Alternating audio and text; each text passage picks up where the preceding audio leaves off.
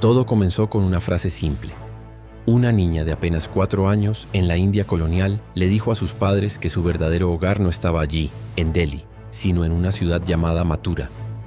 Sus palabras no tenían miedo, no estaban decoradas con fantasía, eran declaraciones. La pequeña se llamaba Shanti Devi y desde sus primeros años mostraba un comportamiento extraño, aunque no alarmante. Parecía tranquila, reflexiva, con una mirada que muchos describían como demasiado seria para su edad. Pero fue a los 4 años cuando su familia comenzó a sospechar que algo en ella era diferente. Un día, mientras su madre la vestía para la escuela, Shanti se negó a usar cierta ropa. Dijo que en su casa anterior no se vestía así, que usaba saris y otras prendas tradicionales. Su madre se rió. Pensó que era un juego, pero Shanti no sonreía. Insistía. Y lo más inquietante fue lo que dijo después. Allí, en Mathura, yo era Lugdi Devi. Su madre se quedó quieta. Shanti empezó a hablar cada vez más sobre su supuesta vida pasada. Mencionaba detalles de su casa, de las calles donde caminaba, de un templo cercano. Decía que había estado casada, que su esposo se llamaba Kedar Nath, que tenían un hijo juntos y que había muerto durante el parto. Los padres, al principio, lo atribuyeron a una imaginación viva, pero la niña persistía. No cambiaba su historia. No añade adornos. Todo era dicho con la calma de quien simplemente recuerda. Cada vez que le hacían preguntas, sus respuestas eran coherentes, su narrativa estable, y lo que resultaba más perturbador, siempre hablaba en tiempo pasado. Con el tiempo, su insistencia empezó a incomodar. En la escuela, sus maestros notaron que hablaba con un nivel de madurez poco común. Rechazaba que la llamaran por su nombre. Decía que su verdadero nombre había sido otro, y que su lugar no estaba allí. Un día, durante la clase, Shanti corrigió al profesor de historia. Dijo que el templo que él describía no estaba a las afueras de Mathura, sino dentro del barrio antiguo, que ella lo había visitado decenas de veces.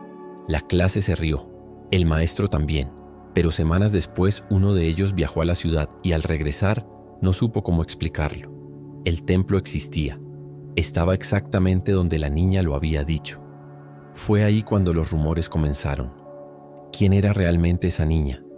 ¿Cómo sabía tantas cosas sobre una ciudad que nunca había visitado? ¿Por qué parecía recordar una vida que nadie le había contado? Los padres, escépticos pero ahora preocupados, decidieron investigar. Preguntaron a familiares, vecinos, buscaban alguna conexión con Mathura, pero no había ninguna. Nadie en su entorno tenía vínculos con esa ciudad. Nadie había hablado de ella. Nadie conocía a alguien llamado Kedar Nath. Entonces hicieron algo que lo cambiaría todo. Decidieron enviar una carta a Mathura, buscando al hombre que Shanti decía haber sido su esposo. No esperaban respuesta, pero semanas después, una llegó. Kedar Nath existía. Era un comerciante en Mathura. Su esposa, llamada Lugdi Devi, había muerto varios años antes, durante el parto de su segundo hijo. La información coincidía, los nombres, las fechas, incluso la descripción física de Lugdi que Shanti había dado. Kedar, curioso y nervioso, decidió viajar a Delhi. Lo acompañaban un pariente y un amigo. Querían comprobar si era una coincidencia o algo más. La llegada fue tensa. Shanti estaba esperándolos. No había visto nunca a ese hombre en su vida presente. Pero cuando Kedar entró en la habitación, sus ojos se llenaron de lágrimas. Se acercó lentamente, lo miró sin parpadear y dijo con voz temblorosa: ¿Por qué te casaste otra vez, Kedar? El silencio fue total. Ella comenzó a relatar cosas que solo él y su esposa fallecida podían saber. Habló de una conversación íntima que tuvieron en su habitación antes del segundo embarazo. Mencionó la forma en que a él le gustaba doblar la ropa, el aroma del perfume que ella usaba, y le preguntó si aún conservaba la bufanda azul que ella le regaló en su cumpleaños. Kedar se desplomó en una silla. No podía hablar. El caso llegó a oídos de la prensa, luego al gobierno. La India, aún bajo dominio británico, vio en esto un fenómeno que merecía más que una nota curiosa. Un comité oficial fue formado. Incluiría académicos, jueces y hasta escépticos. Querían respuestas, pero lo que encontraron fue más preguntas. Decidieron llevar a Shanti a Mathura. Querían ver si reconocía lugares, personas, caminos. Era la prueba definitiva. Nadie la había llevado antes. No conocía la ciudad. No tenía mapas, solo sus recuerdos. Al llegar, El coche avanzó por calles estrechas, torcidas, con nombres que no habían sido mencionados, pero Shanti parecía saber exactamente a dónde ir. Gritó que doblaran a la izquierda, que luego había una fuente, que la casa estaba cerca de un árbol sagrado. Cuando bajó del vehículo, corrió sin dudar, directo a la antigua casa de Lugdi Devi. Y ahí comenzó la parte más increíble de esta historia. Cuando Shanti bajó del vehículo, corrió directo a una casa amarilla de 2 pisos, con un umbral gastado y una verja oxidada.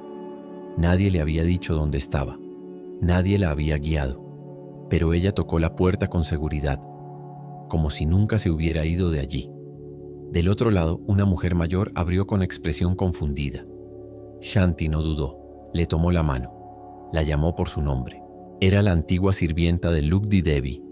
Y cuando escuchó la voz de la niña, tembló. Dijo que esa voz era la misma. Dentro de la casa, Shanti comenzó a señalar rincones. Dijo, aquí estaba mi joyero. Ahí el retrato de mi madre. Ese mueble no estaba antes. Cada palabra era un golpe de certeza para los presentes. Kedar la miraba con una mezcla de miedo, asombro y culpa. La niña no solo recordaba la disposición de los objetos, recordaba los hábitos. ¿Dónde guardaba el dinero? ¿Qué lado de la cama prefería? ¿Qué platos se usaban en cada festividad? Incluso señaló una grieta en la pared y dijo, aquí escondiste mis cartas después de que discutimos. El comité lo anotaba todo, hacía preguntas, la interrumpía, buscaba inconsistencias. Pero Shanti no fallaba. Cada respuesta era firme, directa, sin titubeos. No estaba inventando, no buscaba atención, solo hablaba como quien vuelve a casa después de haber estado lejos demasiado tiempo. Luego pidió ver a su hijo. Era un niño pequeño, tímido, que no comprendía del todo lo que pasaba. Cuando entró en la habitación, Shanti se arrodilló y lo abrazó. No dijo palabras rimbombantes. Solo lo tomó entre los brazos y repitió, «Te extrañé tanto». Nadie en la sala pudo contener las lágrimas. El comité, escéptico por principio, se encontró con una dificultad inesperada. No había forma lógica de refutar la experiencia de Shanti. Toda la información había sido verificada. Nadie le había enseñado esos detalles. Nadie la había preparado. Y lo más desconcertante, su personalidad cambiaba cuando estaba en Mathura. Era como si realmente habitara otra conciencia.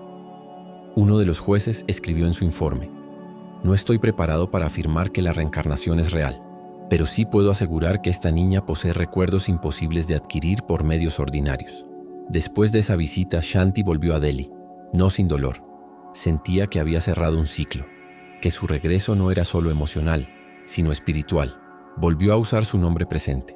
Siguió con su vida, pero lo vivido dejó una marca indeleble en ella y en todos los que presenciaron el caso.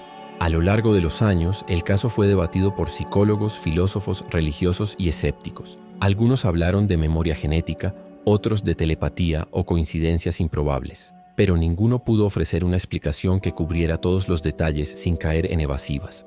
Shanti Devi vivió hasta 1987. Nunca cambió su relato, nunca se contradijo, nunca intentó aprovecharse del fenómeno. Cuando le preguntaban si había soñado, ella sonreía y decía, «No soñé, solo recordé lo que fui y lo que aún siento que soy». Su historia es considerada hasta el día de hoy como uno de los casos mejor documentados y más convincentes de posible reencarnación en la historia moderna. Incluso Mahatma Gandhi mostró interés por el caso y apoyó la investigación inicial. Y aunque muchas preguntas siguen sin respuesta, una cosa quedó clara para todos los que la escucharon. Algunas almas simplemente no olvidan.